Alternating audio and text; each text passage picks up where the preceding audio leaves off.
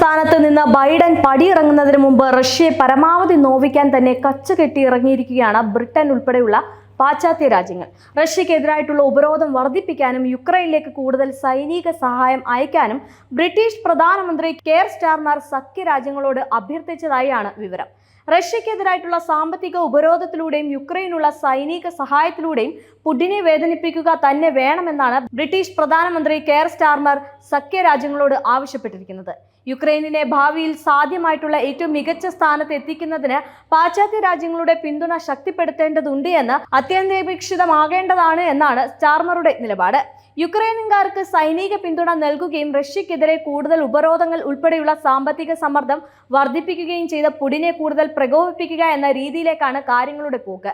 റഷ്യക്കെതിരെ ഇത്തരത്തിലുള്ള പാശ്ചാത്യ രാജ്യങ്ങളുടെ നീക്കമെങ്കിൽ ഉറപ്പായും പുടിൻ വെറുതെ ഇരിക്കില്ല എന്നതാണ് മറ്റൊരു കാര്യം. ഇനി യുക്രൈൻ മാത്രമായിരിക്കില്ല പുടിന്റെ ലക്ഷ്യം. പാശ്ചാത്യ രാജ്യങ്ങൾ പുടിനിൽ നിന്ന് ആക്രമണങ്ങൾ ഇറന്നു വാങ്ങുന്ന നിലയിലേക്കാണ് ഇവർ കാര്യങ്ങൾ എത്തിച്ചിരിക്കുന്നത്.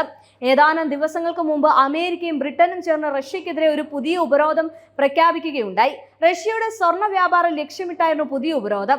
റഷ്യ പല രാജ്യങ്ങളിൽ നിന്ന് സ്വർണ്ണ ഇറക്കുമതി ചെയ്യുകയും അതിന്റെ പ്രയോജനങ്ങൾ സൈനിക പ്രവർത്തനങ്ങൾക്ക് ഉപയോഗപ്പെടുത്തുകയും ചെയ്യുന്നുണ്ട് എന്ന പാശ്ചാത്യ രാജ്യങ്ങളുടെ സംശയമായിരുന്നു ഉപരോധത്തിന്റെ പിന്നിൽ. ഇതിനു പുറമെ റഷ്യക്കെതിരെ യൂറോപ്യൻ യൂണിയന്റെ അംബാസിഡർമാർ സാമ്പത്തിക പിഴകളുടെ 15ാമത് പാക്കേജിന് അംഗീകാരം നൽകുകയും ചെയ്തു.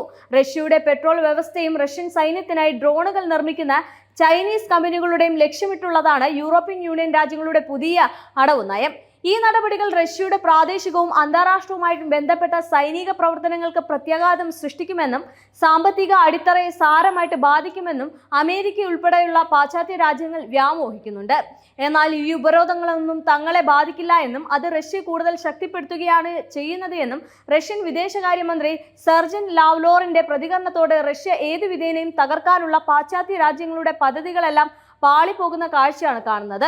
ഇതിനിടെ പാശ്ചാത്യ രാജ്യങ്ങൾ യുക്രൈന് നൽകിയ 4 പാട്രിയറ്റ് വിമാനവേദ മിസൈൽ ലോഞ്ചറുകൾ റഷ്യൻ സൈന്യം നശിപ്പിച്ചതായിട്ട് റഷ്യൻ പ്രതിരോധ മന്ത്രാലയം അറിയിച്ചിട്ടുണ്ട്. കൂടാതെ കഴിഞ്ഞ 24 മണിക്കൂറിനുള്ളിൽ റഷ്യൻ സൈന്യം ഡൊനാസ്റ്റിക്സ് പീപ്പിൾസ് റിപ്പബ്ലിക്കിലെ 2 ഗ്രാമങ്ങൾ മോചിപ്പിച്ച വാർത്തയും പുറത്തു വന്നു. ഇതിനിടെ 2022 ഫെബ്രുവരി മുതൽ ബ്രിട്ടൻ 8.34 ബില്യൺ പൗണ്ട് സൈനിക സഹായം യുക്രൈന് നൽകിയിട്ടുണ്ട് എന്നുള്ള കണക്കുകളും ജർമ്മനിയിലെ കീൽ ഇൻസ്റ്റിറ്റ്യൂട്ട് ഫോർ വേൾഡ് എക്കണോമി ഇപ്പോൾ പുറത്തുവിട്ടിട്ടുണ്ട്. പാശ്ചാത്യ രാജ്യങ്ങൾ നൽകുന്ന ആയുധങ്ങളും വെടിക്കോപ്പുകളും യുക്രൈനിൽ ശാശ്വതമായിട്ടുള്ള സമാധാനം ഉറപ്പാക്കാൻ സഹായിക്കുമെന്നാണ് ബ്രിട്ടീഷ് പ്രധാനമന്ത്രി സ്റ്റാർമറുടെ അവകാശവാദം. എന്നാൽ റഷ്യയെ എതിരിടാൻ കൂടുതൽ വ്യോമ പ്രതിരോധ സംവിധാനങ്ങൾക്കുള്ള തന്റെ അഭ്യർത്ഥനകൾ പാശ്ചാത്യ ആയുധദാതാക്കൾ തള്ളുകയാണെന്നാണ് സെലൻസ്കിയുടെ ആരോപണം ഉള്ളത്. യുക്രൈന് റഷ്യക്കെതിരെ പോരാടാൻ വേണ്ടത്ര ആയുധങ്ങൾ സജ്ജീകരണങ്ങൾ ഇല്ലാത്തതിനാൽ യുദ്ധമുഖത്ത് നിരവധി വെല്ലുവിളികളാണ് സെലൻസ്കിക്കും കൂട്ടർക്കും അഭിമുഖീകരിക്കേണ്ടി വരുന്നത്. റഷ്യൻ മിസൈൽ ആക്രമണങ്ങളെ ഫലപ്രദമായി നേരിടാൻ യുക്രൈനിൽ 25 പാട്രിയറ്റ് ബാറ്ററികൾ ആവശ്യമാണെന്നും സെലൻസ്കി പറഞ്ഞിരുന്നു. നാറ്റോയിൽ നിന്ന് വിട്ടുനിൽക്കാനും ഡൊനെറ്റ്സ്ക്, ലുഗാൻസ്ക് പ്രദേശങ്ങളിൽ സ്വയം ഭരണാവകാശം നൽകാനും യുക്രൈൻ 2022 സമ്മതിച്ചിരുന്നുവെന്നും അതോടെ റഷ്യ സംഘർഷം അവസാനിപ്പിക്കാനുള്ള നടപടികൾക്ക് തയ്യാറെടുത്തിരുന്നുവെന്നുമാണ് റഷ്യൻ വിദേശകാര്യമന്ത്രി പറയുന്നത്. എന്നാൽ പാശ്ചാത്യ രാജ്യങ്ങളുടെ ഇടപെടലോടെയാണ് യുക്രൈൻ തീരുമാനം മാറ്റിയത് എന്നും അദ്ദേഹം ചൂണ്ടിക്കാണിക്കുന്നു. ഇനി പ്രശ്നപരിഹാരത്തിന് തയ്യാറെടുക്കുമ്പോൾ യുക്രൈൻ ഈ യാഥാർത്ഥ്യങ്ങളെ അംഗീകരിക്കാതെ തരമില്ല. ഡൊനെറ്റ്സ്ക്, ലുഗാൻസ്ക്, കെർസൺ, സ്പോറോഷെ എന്നിവ ഇപ്പോൾ റഷ്യൻ ഫെഡറേഷന്റെ ഭാഗമാണെന്നും അവ യുക്രൈന് തിരികെ നൽകില്ല എന്ന് റഷ്യ തറപ്പിച്ചു പറയുകയും ചെയ്തതോടെ യുക്രൈനിന് ഇനി വേറെ വഴിയില്ല.